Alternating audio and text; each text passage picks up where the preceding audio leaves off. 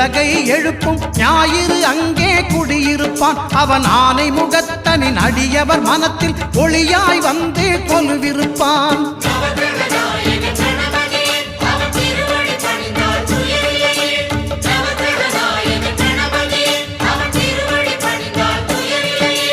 ஒன்பது கோளும் ஒன்றாய் காண அங்கு கற்பகம் என்னும் கடவுளின் மெய்யில்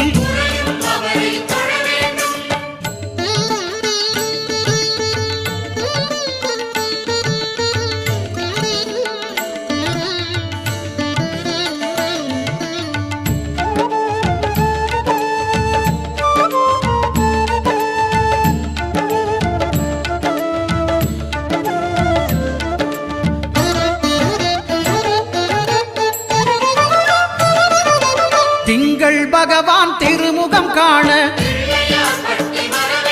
அங்கு கற்பக பெருமான் தொப்ப